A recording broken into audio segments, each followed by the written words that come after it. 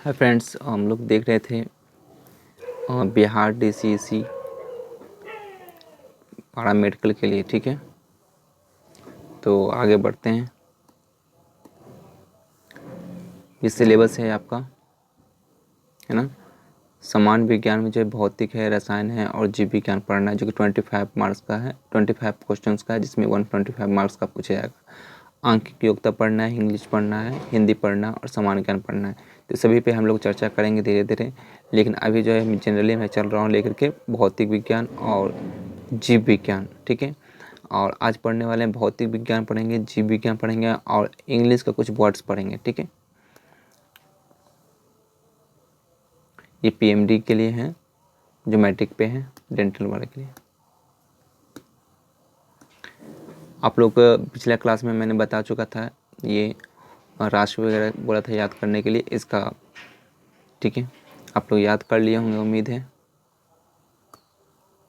ये भी याद हो गया होगा। एक बार देख लीजिएगा फिर से रिमाइंड करके। ठीक है, ये सब बताया जा चुका था, ये भी हो गया था, ये भी एक बार देख लीजिएगा। ठीक है ना। और कुछ डिजीज़ के बारे में मैंने बताया था कि इसका रोग और इसका कारक याद करना है। स्मॉल पॉक्स हो गया, है ना, वेरियोला वायरस हो गया, चिकन पॉक्स हो गया। स्मॉल पॉक्स और चिकन पॉक्स दोनों एक ही वायरस से होता है। ठीक है, उसका नाम है वेरियोला वायरस। जुकाम हो गया राइनो वायरस। इन्फ्लुएंजा हो गया ऑर्थोमीजो वायरस। और रूबियोला हो गया पैरामिक्सो वायरस। मम्स हो गया मम्स वायरस। पोलियो हो गया पोलियो वायरस। रेबीज हो गया रेबीज वायरस। ये तो आसान है, mumps virus, polio and rabies. AIDS हो गया HTLP3 वायरस। ठीक है, और टाइफस हो गया एक्टेसिया। ठीक है, और सिफिलिस हो गया टेपोनेमा पैलिडम। आगे बढ़ते हैं, यहाँ से हम लोग आगे चलते हैं। यहाँ पे है कि एक नॉटिकल माइल का मान कितना होता है। तो मैं बता दूं कि एक नॉटिकल माइल का जो है 1852 मीटर के बराबर होता है। याद रखिएगा इसको, 1852 मीटर के बराबर होता है। फैदम का मात्रक किसका मात्रक है। फैदम जो है जलयान का वेग मापने का, जलयान का वेग, समुद्र की गहराई मापने का, जलयान की दूरी नापने का, चक्रवात के वेग को नापने का। इसका आंसर हो जाएगा समुद्र की गहराई नापने का। और फैदम जो है फैदम से समुद्र की गहराई को मापने का मात्रक होता है फैदम। ठीक है, फैदम में मापा जाता है। एक फैदम किसके बराबर होता है, बता दूं कि एक फैदम जो है 6 फीट के बराबर होता है, यानी कि 1 fathom is equal to 6 feet. ठीक है, याद रखिएगा इसको। आगे बढ़ते हैं, ये तो याद करने वाली बातें थी। 14 में एक प्रकाश वर्ष लगभग किसके बराबर होता है। तो एक प्रकाश वर्ष 10⁻16 यानी 16 मीटर के बराबर होता है। ठीक है, एक प्रकाश वर्ष, इसके बारे में बताया था कि एक प्रकाश वर्ष कितने मीटर के बराबर होता है। 10⁻16 मीटर के बराबर होता है। जड़त्व आघूर्ण का मात्रक है।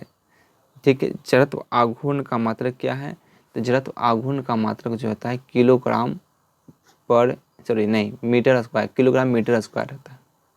ठीक है, जड़त्व आघूर्ण का मात्रक किलोग्राम मीटर स्क्वायर होता है। प्रतिबल का मात्रक क्या है। तो प्रतिबल का मात्रक जो है आपका न्यूटन मीटर स्क्वायर होता है, न्यूटन पर मीटर स्क्वायर होता है।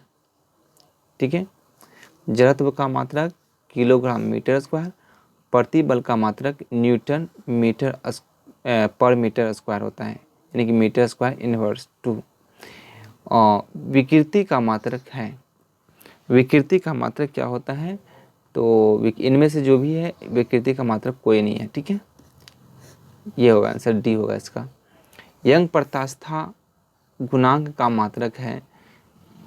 ठीक है, तो यंग प्रत्यास्था गुणांक का मात्रक जो होगा न्यूटन प्रति मीटर स्क्वायर, है ना, newton metre inverse 2, newton metre newton प्रति मीटर स्क्वायर यंग प्रत्यास्था का मात्रक होता है।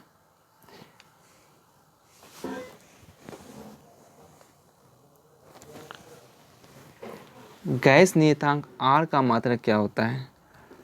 ठीक है, तो गैस नियतांक R का मात्रक जो है जूल पर केल्विन पर मोल होता है। ठीक है, सी होगा इसका आंसर। गैस नियतांक R का मात्रक और जूल पर केल्विन पर मोल होता है। SI पद्धति में ताप का मात्रक क्या होता है? तो SI पद्धति में ताप का मात्रक क्या होता है? केल्विन होता है। ठीक है, ये सब जो यूनिट्स है इनको याद कर लेना है बढ़िया से। ये देखिए SI यूनिट का मैंने यहाँ पे दिया है kilogram, metre, second, ampere, kelvin, है ना, ताप हो गया, और ये मोल हो गया, और क्या हो गया? कैंडेला हो गया, है ना। ये 7 है, 1 2 3 4 5 6 7 SI यूनिट, है ना, जिसको कि यहाँ पे SI का फुल फॉर्म भी दिया हुआ है, इंटरनेशनल सिस्टम ऑफ यूनिट, है ना, इसको बोलते हैं SI unit. 7 SI base unit होता है ना। लेंथ हो गया मीटर, लेंथ को किस में नापते हैं? मीटर में नापते हैं।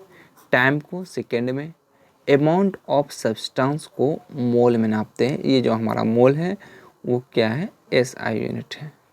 इलेक्ट्रिक करंट को एम्पियर में नापते हैं, टेम्परेचर को केल्विन में, लुमिनस इंटेंसिटी को कैंडेला, एंड मास यानी द्रव्यमान को केजी में। इसको याद कर लीजिएगा।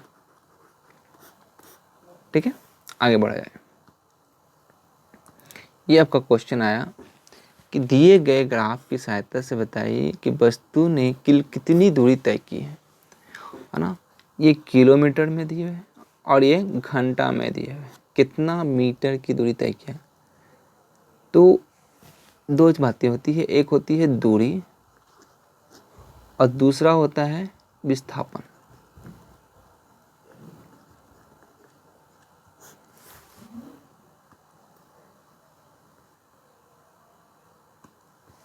ठीक है, तो ये दूरी और विस्थापन जो है क्या होता है, मैं बता दूं कि यहाँ से मैंने चला, ठीक है, ए पॉइंट से, और ये बी पॉइंट है, 2 पॉइंट के बीच की दूरी है। ठीक है, अब ए से बी तक जाने के लिए मैंने 2 रास्ता चुना। एक तो ये रास्ता है, ठीक है, और जो दूसरा रास्ता है, मैं यहाँ से सी के पास गया, सी के बाद मैंने डी के पास गया, और फिर डी के बाद मैंने ई के पास गया, फिर ई से मैंने एफ के पास गया, फिर एफ से घूमकर इस तरीके से मैंने यहाँ पहुँचा। तो ये इनिशियल पॉइंट हो गया, ये फाइनल पॉइंट हो गया। ये शुरुआती जहाँ से मैंने स्टार्ट किया चलना, और दूसरा जो हुआ यहाँ पे मैंने एंड किया, है ना। तो यहाँ से यहाँ के बीच की जो दूरी है ना, उसको हम लोग बोलते हैं विस्थापन। इसको क्या बोलेंगे? विस्थापन। और जो मैंने ये जो दूरी तय किया है, A to C D E F, उसके बाद फिर मैं इस तरफ से घूम करके आया है, ये पूरी दूरी हो जाएगी ये पूरी दूरी को कहते हैं दूरी, डिस्टेंस। डिस्टेंस बोलते हैं इंग्लिश में, इसको बोलते हैं डिस्प्लेसमेंट।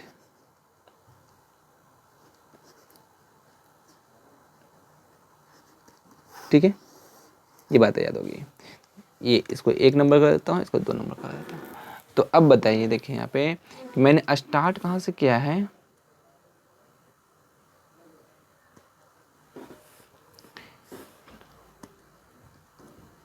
मैंने स्टार्ट कहाँ से किया? यहाँ से किया ना स्टार्ट चलने के लिए।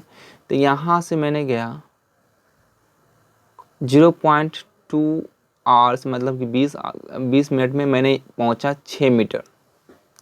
6 मीटर की दूरी मैंने तय की, ठीक है, फर्स्ट। उसके बाद 20 मिनट में मैं यहीं पे रुका रहा। टाइम क्या हुए, पास होते रही, टाइम पास होती रही, टाइम पास होती रही, टाइम पास होती रही। जब 1 घंटा हो चुका, यानी कि 0.60, जब 0.60 हो चुका, उसके बाद फिर मैंने यहाँ से ये जो आपका है, यहाँ पे मैंने कोई दूरी तय नहीं की। देखिए दूरी, किलोमीटर दूरी तो यहाँ 6 किलोमीटर हुआ, मैंने वहाँ पर रुक गया, आराम किया। उसके बाद फिर टाइम तो रुक नहीं रहा ना, टाइम तो रुकने वाला बात नहीं, टाइम तो पास हो रही है। तो ये टाइम का ग्राफ है, यहाँ से यहाँ तक जो दूरी है ये टाइम का है। टाइम चल रही है, टाइम चल रही है, टाइम चल रही है। कुछ देर के बाद मैं यहाँ से फिर चलना स्टार्ट किया, ठीक है, और अंततः चलते चलते चलते जिस स्थान पे था वहीं पे पहुंच गया,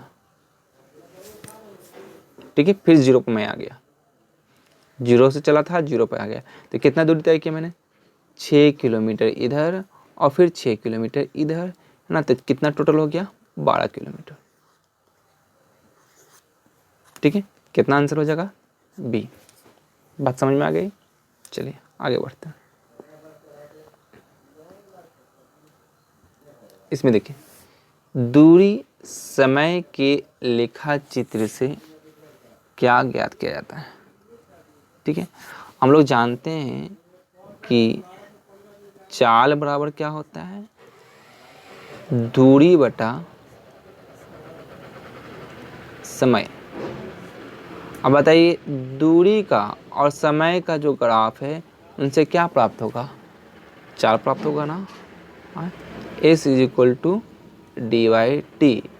एस हो गया स्पीड, चाल का मतलब होता है स्पीड, और डी हो गया डिस्टेंस, और टी क्या हो गया, टाइम, है ना। यानी कि चाल बराबर दूरी बटा समय। तो दूरी और समय का ग्राफ से क्या प्राप्त होगा, चाल। आंसर हो जाएगा सी। MKS पद्धति में, है ना, मीटर, केल्विन और सेकेंड। MKS मतलब क्या हो गया, मीटर, टेम्परेचर हो गया केल्विन, और टाइम हो गया सेकेंड, है ना।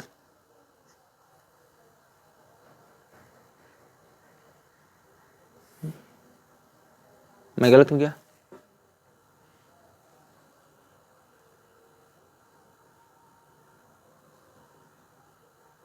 गलत होगा तो बता दीजिएगा कमेंट में, ठीक है। MKS पद्धति में G का मान होता है, ठीक है। MKS पद्धति में G का मान क्या होगा, तो 9.8 मीटर पर सेकेंड स्क्वायर। इसको VVI कर लीजिए, 24 नंबर, ठीक है। MKS पद्धति में G का मान क्या होगा, 9.8 मीटर पर सेकेंड स्क्वायर। कहीं 10 भी दिया हुआ रहेगा, अगर 9 पॉइंट नहीं दिया हुआ है, 10 भी दिया हुआ रहेगा, टिक मार दीजिएगा, ठीक है।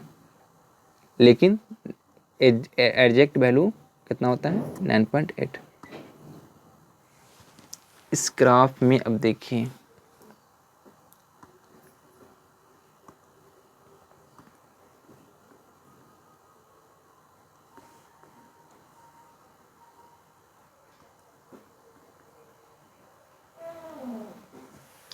इस ग्राफ में जो है क्या है, प्रथम 10 सेकेंड में चली दूरी होगी, 10 सेकेंड में, यहाँ पे ये 10 सेकेंड है ना, कितना दूरी तय कर रहा है, ये वेग दिए हुए, वी दिए हुए हैं, ये बात ध्यान रखिए।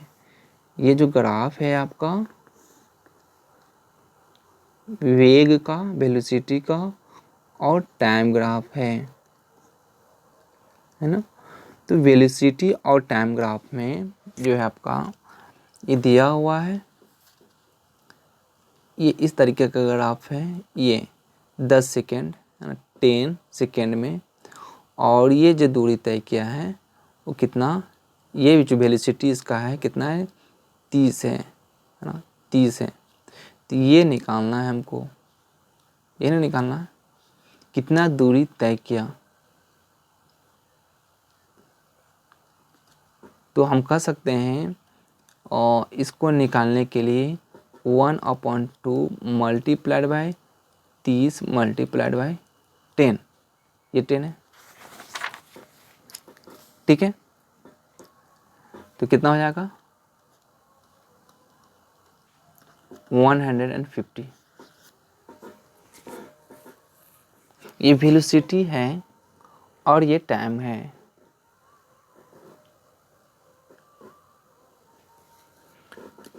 तो दूरी कितना तय करेगी, ये दूरी तय करेगी ना। तो इसको निकालने के लिए क्या करते हैं हम लोग, मैथमेटिकल फॉर्मूला है 1/2 multiplied by height multiplied by base, है ना। निकल गया हमारा दूरी कितना हो गया 150 मीटर। अब 15 सेकेंड पर त्वरण क्या होगा, 15 सेकेंड पे यहाँ पे ये ना, इस सेकेंड पे त्वरण क्या होगा। मैं बता दूं त्वरण क्या होता है, यानी कि इसको एक्सीलरेशन बोलते हैं।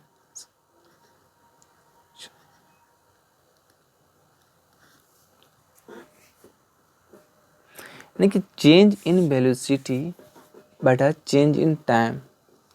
चेंज इन वेलोसिटी बोले तो वेग में परिवर्तन की दर, है ना, क्या बोलते हैं इसको, वेग में परिवर्तन की दर, delta V by del T, यही होता है ना।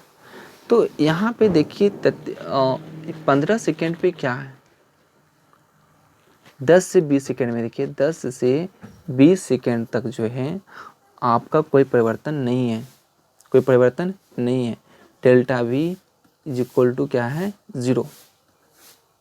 जब delta V is equal to 0 है तो 0/20 माइनस 10, 15 सेकेंड है ना, क्या हो जाएगा 0 हो जाएगा।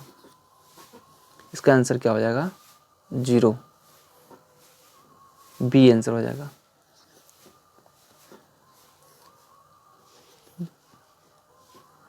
तीसरा नंबर पे है 20 से 25 सेकेंड के बीच त्वरण होगा। 20 से 25 सेकेंड मैं ले लेता हूँ, 25 है और यहाँ 20 है, ये कितना हो जाएगा 30। तो त्वरण इज इक्वल टू क्या बताया मैंने, delta V by delta T.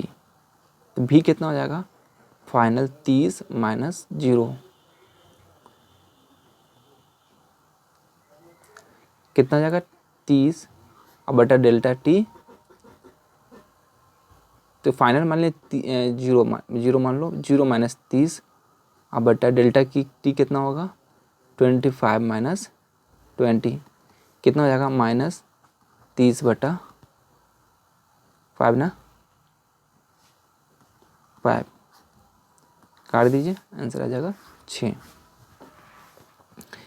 तो कितना हो जाएगा -6।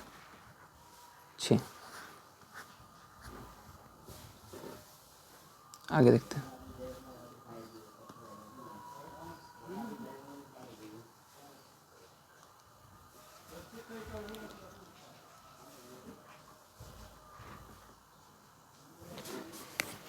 बैक्टीरिया द्वारा उत्पन्न होने वाला रोग के बारे में चर्चा करते हैं। डिप्थीरिया, इसका कारक हो जाएगा Corynebacterium diphtheriae. Pneumonia, Diplococcus pneumoniae Mycobacterium. क्षय रोग, ट्यूबरकुलोसिस टीबी इसको बोलते हैं, टीबी ट्यूबरकुलोसिस। प्लेग जो हो गया पेस्टुरेला पेस्टिस, चूहे से आदमी में फैलता है, ठीक है। टिटनस हो गया क्लोस्ट्रीडियम टिटनी। आपको जो याद करना है इसमें ये और ये याद करना है, ठीक है। यहाँ पे है टाइफाइड का सैल्मोनेला टाइफी, कॉलेरा का विब्रियो कॉलेरी, ये कॉमा सेप्ट होता है, ये विब्रियो कॉलेरी जो है ये कॉमा सेप्ट होता है,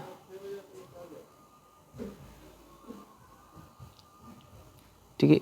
इसका स्ट्रक्चर के साथ है कॉमा सेप्ट। कुकुर खांसी जो होता है न्यूमोफिलियस पर्ट्यूसिस। कुष्ठ रोग जो होता है माइक्रोबैक्टीरियम लेप्री। गोनोरिया जो होता है नाइसेरिया गोनोरिया। गोनोरी बोला जाता है, लेकिन चलिए ये इतना डिजीज़ का नाम जो है आपको फिर से याद कर लेना है। बैक्टीरिया के द्वारा होने वाला डिजीज़ का नाम मैंने 10 दिया है, इसको याद कर लेना है। अब इंग्लिश का सिनोनिम देख लेते हैं। इसमें जो है पहला जो वर्ड है अबैंडन, मतलब त्याग कर देना।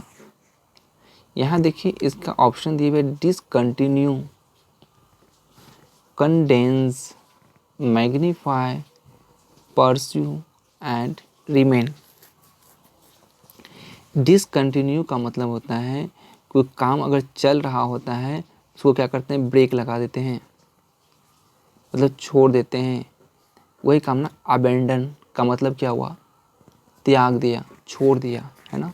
तो इसका जो है सिनोनिम दोनों का एक ही तरीके का है। तो इसका अबेंडन का सिनोनिम हो जाएगा डिसकंटिन्यू। बाकी वर्ड इसका भी देख लेते हैं। यहाँ जो है वर्ड है कंडेंस, ठीक है।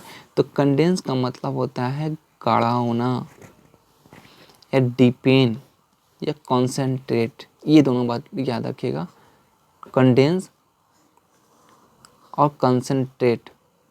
कोएगुलेट जो है और हम लोग यूज करते हैं जनरली ब्लड में, ठीक है, ब्लड में यूज करते हैं। कोएगुलेट मतलब कि जम जाना, गाढ़ा हो जाना, ठीक है, कोएगुलेशन वहाँ पर हो जाता है। थिकन मतलब होता है मोटा हो जाना, है ना, गाढ़ा हो जाना। डीपेन का मतलब भी वही होता है, ठीक है।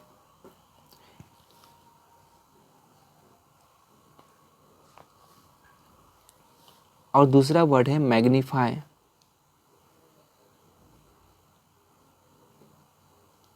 ठीक है, कंडेंस हो गया मैग्नीफाई।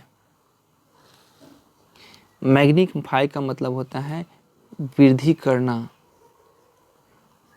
प्रोमोट करना। मैग्नीफाई का मतलब क्या हो जाएगा, वृद्धि करना या प्रोमोट करना। यहाँ भी दिए हुए देखिए मैग्नीफाई, बढ़ाना, इंक्रीज करना, एम्पलीफाई करना, रेज मतलब बढ़ाना, इलोंगेट एंड प्रोलोंग। ये सब वर्ड जो है सिनोनिम्स हैं किसका, मैग्नीफाई का। मैग्नीफाई जनरली जो यूज किया जाता है मैक्रोस्कोपिक में। माइक्रोस्कोप में जब लेंस को सेट करना होता है उसको मैग्नीफाई किया जाता है, उसको बड़ा किया जाता है, ठीक है। एम्पलीफाई, मैग्नीफाई तो याद नहीं करना है, इसको बस देखना है। 2-4 बार देख लीजिएगा, इसको एक बार लिख लीजिएगा, बस उम्मीद है कि याद हो जाएगी। तो आपको इसमें मैग्नीफाई में आप इसको याद कर लीजिएगा, मैग्नीफाई, एम्पलीफाई। इंक्रीज ये तो हो जाएगा बढ़ जाना, इंक्रीज मतलब बढ़ जाना, रेज मतलब जानते ही होंगे, इलोंगेट एंड प्रोलॉन्ग, ठीक है। प्रोमोट है ना, प्रोमोट करना, बढ़ा वृद्धि करना, है ना, मैग्नीफाई।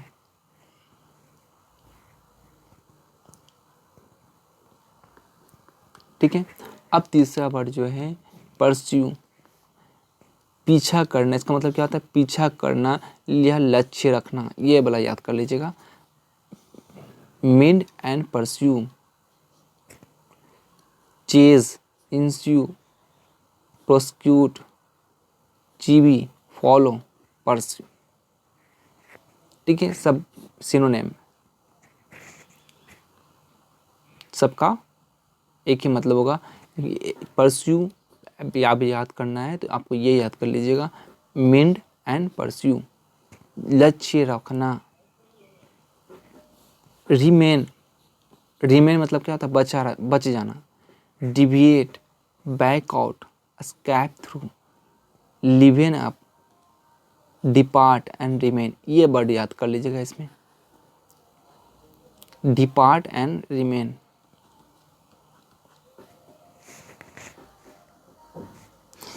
एक बातें और यहाँ पे दिए हुए हैं, अबेंडन, यहाँ अबेंडन था ना, अबेंडनमेंट, इसका मतलब होता है संन्यास।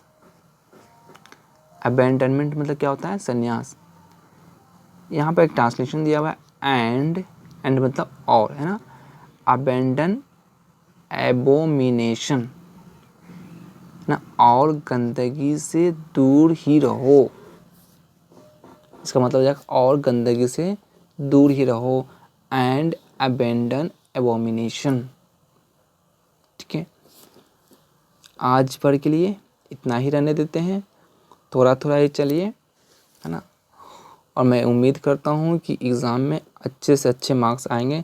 जितना कहा जाता है बस उतना ही कीजिए। एक दिन का आज वर्क एक्सेस है, बहुत है। ये इतना वर्ड मीनिंग है, सिर्फ आपको लग रहा हो कि मैंने एक वर्ड मीनिंग याद किया, अबेंडन मतलब त्याग देना, और डिसकंटिन्यू इसका सिनोनिम है। लेकिन इसमें कितने सारा वर्ड मीनिंग देखा मैंने कंडेंस का देखा, ठीक है, जिसका मतलब होता है गाढ़ा हो जाना। मैग्नीफाई का देखा, जिसका मतलब होता है वृद्धि करना। परस्यू का देखा, परस्यू का मतलब होता है लक्ष्य रखना, पीछा करना। रिमेन का मतलब होता है बच जाना, है ना। इतना वर्ड्स को हम लोगों ने जाना। यहाँ देखिए गाढ़ा का क्या हो गया। चलो ठीक है, थैंक यू आज इतने ही रहने के लिए। अगर आपको जो है ये पसंद आ रही है तो आप इसको बगैर स्किप किए हुए देखिए, और अपने साथी में शेयर कीजिए, और वीडियो को लाइक कीजिए, और चैनल को अगर सब्सक्राइब नहीं किए हैं तो सब्सक्राइब भी कर लीजिए। ठीक है, थैंक यू वेरी मच।